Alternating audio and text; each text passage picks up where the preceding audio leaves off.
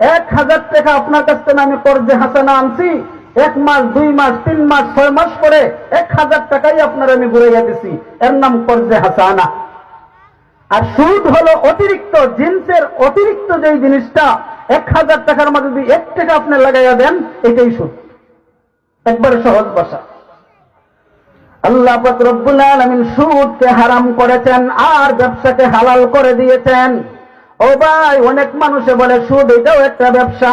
হ্যাঁ, আপনার কথা ঠিক, এটা একটা ব্যবসা, কিন্তু এই ব্যবসাটা আমার আল্লাহ হারাম ঘোষণা করেছেন।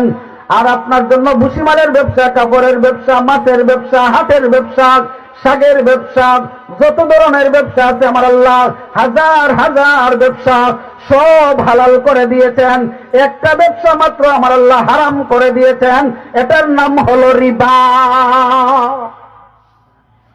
এক রোগী, তার সারা শরীরের মধ্যে অ্যালার্জি, চুলকানি বেমার, ডক্টর বলেছে আপনি ইসা মাছ খাবেন না। চিংড়ি মাছ চিনেন তো আপনারা? ইসা মাছ খাবেন না। তখন আল্লাহর বান্দা, আপনারা বলেন ইসা মাছ ছাড়া আর কোনো মাছ নাই? রুই মাছ, কাতলা মাছ, বোয়াল মাছ, শোল মাছ, খই মাছ, ফুটি মাছ, কত জাতের মাছ আছে না?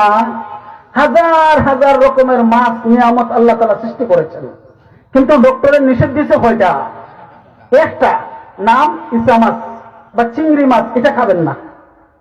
কিন্তু আল্লাহর বান্দার নজর সব সময় চিংড়ি মাছের দিকেই যায়, আর কোনো মাছের দিকে নজর যায় না, খালি চিংড়ি মাছের দিকে যায়।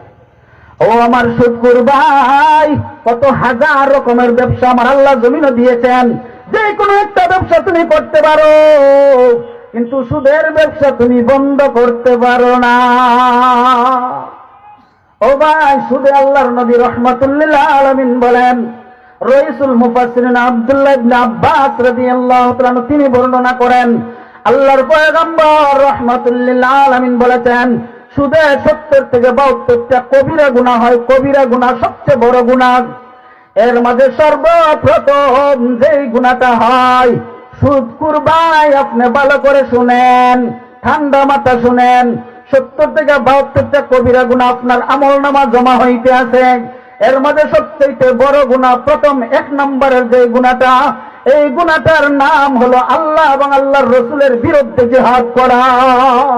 নাউজুবিল্লাহ বলেন না? সবাই বলেন না নাউজুবিল্লাহ। কারণ সুদ বড় হারাম। আমার আল্লাহ যেই জিনিস হারাম করে দিয়েছেন, পশ্চিম কালেও এটা হালাল হবে না। আহালাল্লাহুল বাইআ ওয়া হাররামার রিবা।